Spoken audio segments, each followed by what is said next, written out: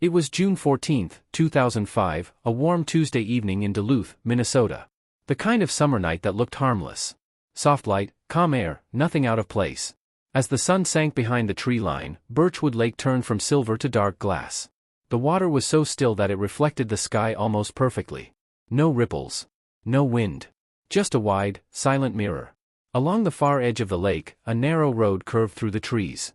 Locals knew it well. They called it the Lakeside Bend. During the day, it was beautiful. At night, it felt tighter. Closer. Especially when the fog rolled in. By 9 o'clock, a low mist had begun to form above the water, creeping slowly across the surface until it brushed against the road. Headlights passing through it would smear into pale orbs, turning everything just a little unreal. At 8:47 p.m., a pair of headlights cut through that mist. The sound of an engine hummed low against the quiet. Behind the wheel was Daniel Moore, 32 years old. Husband. Father. IT support engineer. He had the kind of face people describe as friendly without trying. He wasn't the loudest in the room, nor the first to speak, but he was the one who turned up when something broke. Computers, printers, leaking taps, squeaky doors, if it needed fixing, Daniel would have a go.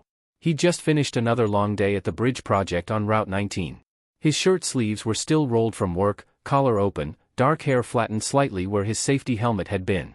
As the car rolled along the quiet road, he glanced down at his phone, resting in the center console. The signal flickered weakly. He typed a short text with his thumb. Heading home from site. See you in 20. He hit send. Back at the house on a quiet suburban street, his wife Hannah was clearing away crayons from the kitchen table. Their son, Eli, 6 years old, had fallen asleep halfway through drawing a picture of a boat. His head rested on his arms, small hand still clutching a blunt blue pencil. The kitchen clock showed 9:05 p.m. The telly murmured softly from the living room. A fan whirred in the corner. The house felt safe and ordinary. Hannah's phone buzzed. She glanced at the message, smiled faintly, and typed back. Okay. Drive safe. Love you. She placed the phone down and carried Eli carefully to his bed, tucking the boy in and smoothing his hair back from his forehead. Eli stirred, mumbled something about the boat, and rolled over. In the car, somewhere along the Lakeside Bend, Daniel's phone chimed with her reply. He didn't check it straight away. He knew what it would say. It always said roughly the same thing. That was the comfort of routine. He tapped his fingers lightly on the steering wheel, a habit he'd had since he was a teenager, and turned the radio down so he could hear the road.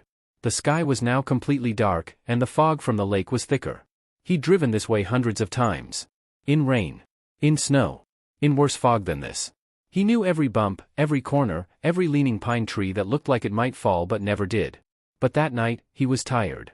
The sort of tired that makes your eyes feel sandy and slow. He blinked. Adjusted his grip on the wheel.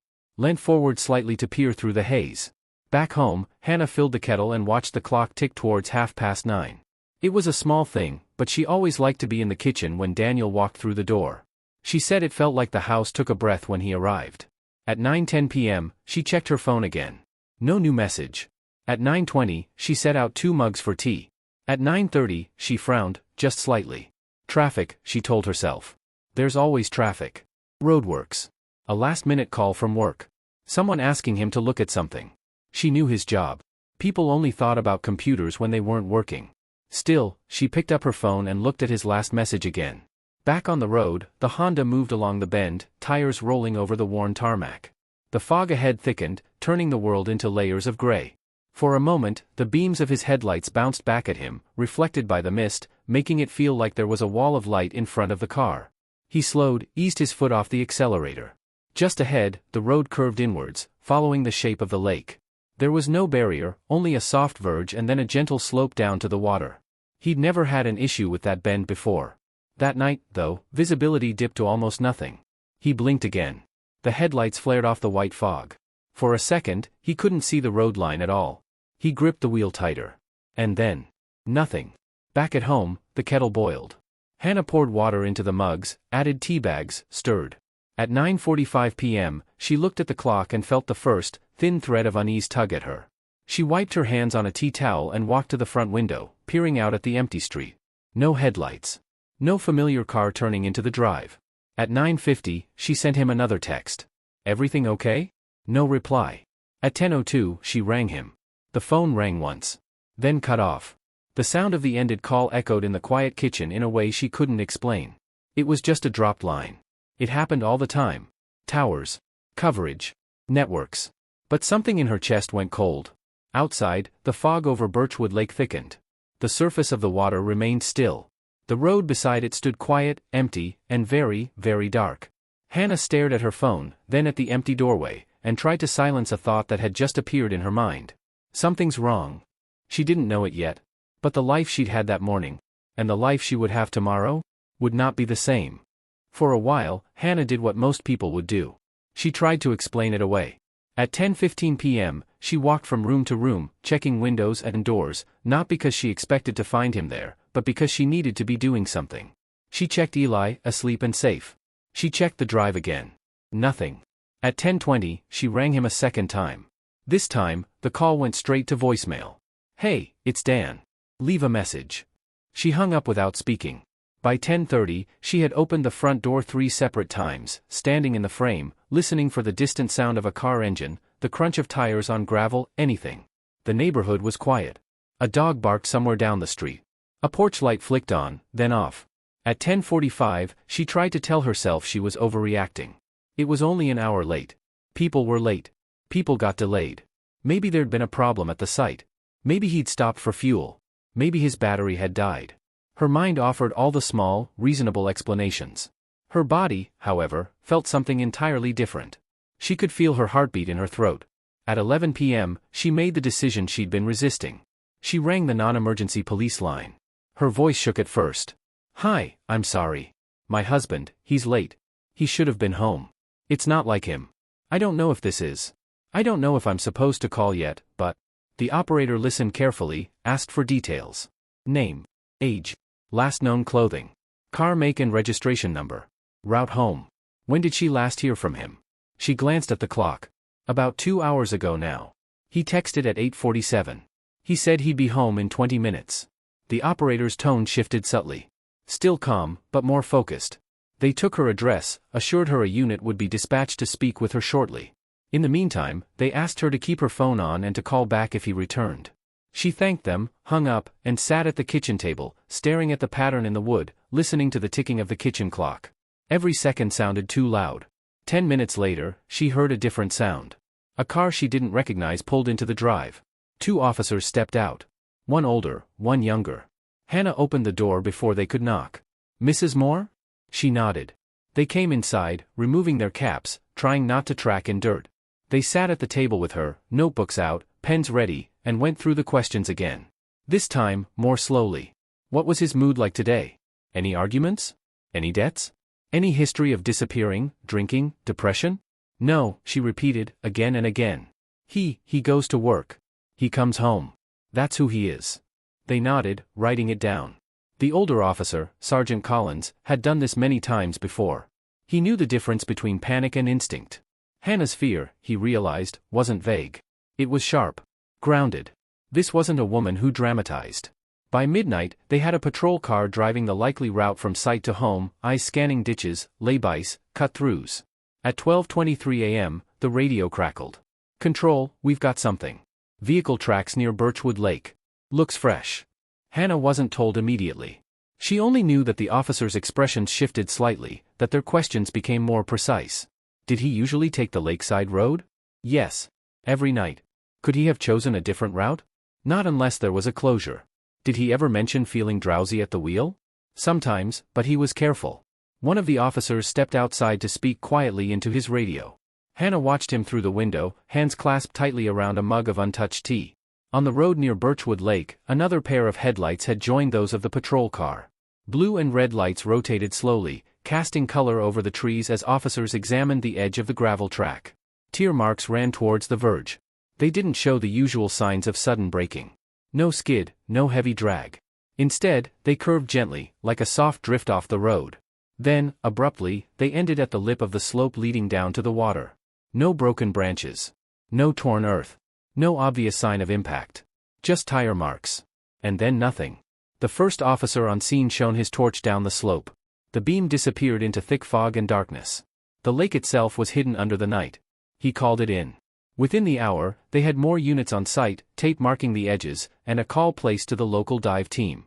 Back at the house, at 1:15 a.m., Sergeant Collins received the update and shared it with Hannah as carefully as he could. "We found what might be your husband's tire tracks near the lake. We're not jumping to conclusions, but for safety, we're treating it as a possible accident. We've requested divers to check the water." Her face tightened. Is he there?" "We don't know yet," he replied softly. "We're going to do everything we can to find out." She insisted on being taken to the scene. He hesitated, then agreed, on the condition she remained behind the cordon. The drive felt endless, even though it was only 15 minutes. When they reached the lakeside road, the night air was cooler. The fog was thinner now, but still lingering over the water. Blue lights washed intermittently across the trees, making the trunks look like ribs in a vast skeleton. Hannah stood at the tape, arms wrapped around herself. The ground beneath her trainers was damp. She could see the marks in the gravel, curving towards the drop. "How could nobody have seen anything?" she whispered. Sergeant Collins had no answer. Down by the water, divers in black wetsuits prepared their gear, adjusting masks, checking hoses. The lake, normally calm and inviting, looked heavy, opaque, like a sheet of dark metal. As they slipped beneath the surface, Hannah closed her eyes. Minutes ticked by. 5, 10, 20.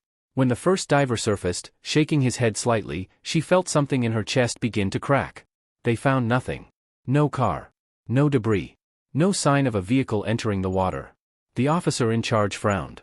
"It doesn't make sense. The tracks say one thing. The water says nothing." By dawn, the divers had covered the shallower areas and part of the deeper shelf.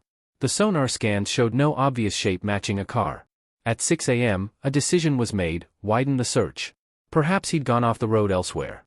Perhaps the marks were old, unrelated. Perhaps. Hannah rode back home in silence, exhausted, limbs shaking from cold and shock. Eli woke up at 7, sleepy-eyed and puzzled. "Where's Dad?" She looked at her son and, for the first time, did not know how to answer. In the early days, investigations move quickly. Every minute feels crucial. For the first 72 hours after Daniel disappeared, Duluth police treated the case with urgency. A man missing, a possible accident, unexplained tire tracks, the combination demanded action. They started with the obvious. Call records showed his last outgoing message at 8:47 p.m. His last phone ping registered along the lakeside tower at approximately 8:52 p.m. After that, nothing. No further pings. No data usage. No voicemail. His bank cards remained untouched. His email showed nothing unusual. His work logs were consistent. Detectives visited the bridge project site where he'd been working. His colleagues, still in high-vis jackets and hard hats, gathered around, faces drawn tight. "Did he seem off?" the lead detective asked. One man, Ralph, scratched the back of his neck. "He was tired, sure. We all were. But he wasn't unwell. He joked about needing a proper holiday. Said he'd take Eli camping once the job was done." Another worker chimed in. "He left around 8:30. Said he didn't want to be late. That's normal for Dan, he hated running behind." No arguments. No fights. No signs of panic or planning. Police moved on to friends and neighbors. The answers were nearly identical. Dan? No, he's not the type to run off. He loved his family. He was solid. Quiet, but solid. With each statement, the idea of him vanishing deliberately grew less believable. The local press picked up the story. "Father vanishes on drive home, police baffled." The article featured a photo of Daniel at a barbecue, paper plate in hand, smiling. Not a mugshot. Just a normal, slightly awkward smile. The photo made it harder, somehow. He wasn't an idea. He was a person. The search expanded. Helicopters flew over the area, scanning for any sign of a vehicle hidden in trees or ditches. Volunteers from local hiking groups scoured woodland footpaths and side tracks. Farmers checked barns, sheds, fields, even disused wells. Nothing. In the station, the incident room was filled with maps and timelines. A red pin where he'd last been seen. A line tracing his most likely journey. Blue pins marking each potential sighting called in by members of the public. They followed them all. A driver thought he'd seen a similar car at a rest stop 3 hours away. CCTV showed a different make. A man at a petrol station swore he'd served someone matching Daniel's description late that night. Receipts showed it had been 2 days earlier. A rumor surfaced that he'd argued with someone at a pub the week before. It turned out to be nothing, just a minor disagreement over a football match and a spilled drink. Inside the Moore household, life shrank. The living room became a waiting room. The hallway, a strip between phone calls. Days were measured not in hours, but in updates. Did they find anything? Did anyone ring? Did anyone see him? Neighbors dropped off casseroles and kind words. Family came to stay for a while, then eventually, when there was nothing more they could physically do, they went home. Weeks passed. The search at the lake continued on and off, whenever resources allowed. Specialist sonar was brought in, scanning sections of the lake. At the time, the technology was less precise, the picture muddier. A submerged log could look much like a car. A cluster of rocks could read as a metal shape. Each false reading raised hopes, then flattened them again. In early July, the state search coordinator held a meeting with the detectives. Without clear indication that his car went into that lake, we can't concentrate all effort there. We have to keep options open. It could have been a carjacking, a staged disappearance, any number of things. Privately, most did not believe he ran away. Publicly, they could not rule it out. By late summer, the intense phase of the investigation slowed. There were still occasional searches, occasional follow-ups, but the white-hot urgency faded into a dull, persistent glow. For Hannah, the days became elastic. Some felt endless. Others vanished in a haze of forms, meetings, and well-meaning conversations she barely remembered. She found herself replaying the same small memories. Daniel laughing as he burnt the toast on a Sunday. Daniel carrying a sleeping Eli from the car after a long drive. Daniel standing in the doorway after work, tie loosened, saying, "Long day. Missed you." She clung to those images because they were real. More real than the blank space where his last moments should have been. One afternoon, several months in, she sat with Sergeant Collins in her kitchen. He'd become a familiar presence by then, always gentle, always careful with his words. "Mrs. Moore," he began slowly, "I need to explain where we are." She nodded, bracing herself. "We've exhausted the immediate leads. We've checked hospitals, morgues, shelters. We've queried vehicle records statewide. We've done what we can with the lake, given the equipment we have." "Given," she repeated, "so you're stopping?" He hesitated. "We're not giving up. But the case will move from active to ongoing. It means we still have it open, we still monitor tips, but we can't keep the same level of resources on it indefinitely." "Because it's been too long," she said quietly. "Because we have nothing new," he replied. He watched her carefully, expecting anger. It didn't come. Instead, she asked one simple question. "If it were your family, would you stop looking?" The question stayed with him for days. From that point on, he made a private promise, even if the case grew cold officially, he would keep Daniel Moore's name in mind. Years later, he would sit in a conference room and say, "You never get used to the ones that vanish. You file them, but you don't forget them." Back then, though, he did the only thing he could. He left his card, told Hannah she could ring any time, and walked back to his car feeling heavier than when he'd arrived. The official line would later say, "All reasonable lines of inquiry pursued. Case remains unsolved." For Hannah and Eli, that translated differently. It meant, "You're on your own now, with the not knowing." Time does strange things around unsolved stories. For some people, it dulls the edges. For others, it keeps a wound permanently open. In the Moore household, time did both. The first year after Daniel disappeared moved in fragments. There were practical tasks. Bank accounts to manage. Insurance companies to argue with. Forms to fill out declaring him missing, not deceased. Every form felt like a betrayal. A box asking for status where the only honest option was unknown. Eli, at 6, understood only pieces. "Did Daddy get lost?" he asked one night, sitting cross-legged on his bed. "Yes," Hannah said carefully, "he got lost on the way home." "Why didn't someone help him?" he replied. She didn't have an answer. As he grew older, the question changed slightly. At 10, did they look in the right place? At 12, if the car isn't there, he could still come back, right? At 15, Mum, do you think he's dead? By then, Hannah had learned to live in two realities at once. In one, Daniel was alive somewhere, memory wiped by an accident, living a different life, unaware.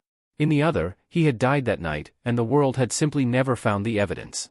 She moved between those possibilities depending on the day.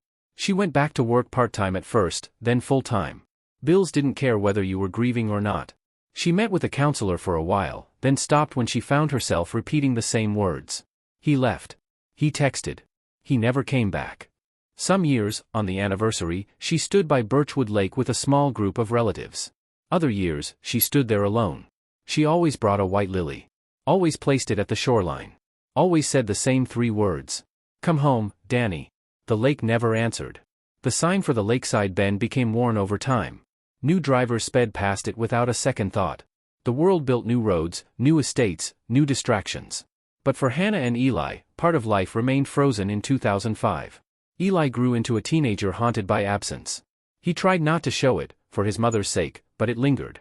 He started collecting articles about missing people. He watched every documentary on cold cases he could find. He learned terms like unsolved and presumed dead far earlier than most. At 18, he said, "Mom, I'm thinking about joining the police." She asked him why. His answer was simple. Because somebody should keep looking for people like Dad. He didn't become an officer straight away. He worked part-time, studied, trained, failed one fitness test, passed the next. But in his early 20s, he finally put on the uniform. On his first day at the station, he walked past the archive room and paused. Rows of boxes lined the shelves, each label containing a name, a date, a case number. Somewhere among them, his father's. He didn't open the file that day. He knew he would, eventually. But not yet. Back at home, Hannah kept the house in quiet order. The garden grew wilder each year, but she didn't mind. The weeds were familiar now. The peeling paint on the fence was something she meant to fix when things calmed down, even though things never really did. In the bedroom wardrobe, a small box held some of Daniel's things. A watch with a cracked leather strap. His old wallet with an expired driving license. The badge from his last job. His wedding ring, retrieved from his bedside table the day after he vanished. Sometimes she opened the box. Sometimes she didn't. The town changed around them. Shops closed, new ones opened, technology marched on. Phones became smarter, screens brighter, storage larger. But the night of June 14, 2005 remained stubbornly analog in their minds. No CCTV on that stretch of road. No dashcam footage. No smartwatch to record his last steps. Just a text, a route, and a vanishing point. In 2015, on the 10-year anniversary, a local newspaper ran a piece titled, "10 Years On, The Disappearance of Daniel Moore." The article was respectful, but it reopened something for Hannah. She agreed to one interview and then regretted it almost immediately, not because of how they treated her, but because speaking the story out loud again made it feel like it had happened yesterday. By 2023, 18 years after the disappearance, Eli was an officer with several years' experience. He'd handled domestic disputes, traffic collisions, minor thefts, and one particularly strange case involving a man living in a camper van who claimed to be a time traveler. Through it all, he carried his father's absence like a quiet weight. Sometimes, late at night after a shift, he would drive the lakeside bend himself. He'd park safely, step out, and stand near the verge, looking down at the dark water. "So where are you?" he'd mutter. The lake, as always, said nothing. In the same year, a different conversation was taking place in a council office. A local environmental group had applied for permission to conduct a thorough sonar mapping of Birchwood Lake. Their goal was to study silt buildup, pollution levels, submerged debris. The sort of project that rarely makes headlines. The council approved it. The team brought in updated sonar equipment. More precise. Higher resolution. Able to see further beneath the silt than the earlier scans done in 2005. On the day they launched their small boat and began the methodical process of scanning the lake, nobody on shore made the connection. It was just another research initiative. But for a story that had been stuck in 2005 for nearly 2 decades, something had finally begun to move. Beneath the calm surface of Birchwood Lake, under layers of mud and time, a shape had been waiting. A shape the old technology had never quite seen. A shape that, once found, would pull 18 years of silence up into the light. Some disappearances become legends. Others become statistics.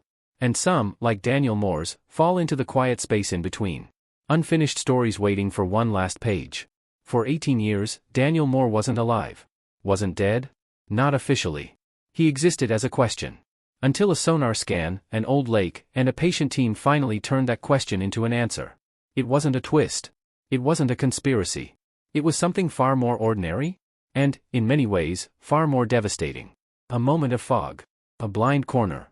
A single wrong turn. If Daniel's story reached you tonight, remember this. Behind every missing person's file is someone who once said, "I'll be home soon." Share this story. It helps more people remember Daniel, and others like him. And if you'd like to explore more real cases where time, memory, and truth collide, tap subscribe and turn on notifications. Because the next story might be one the world has forgotten. Not every mystery hides in darkness. Some lie just beneath the surface, waiting for someone, maybe you, to look again.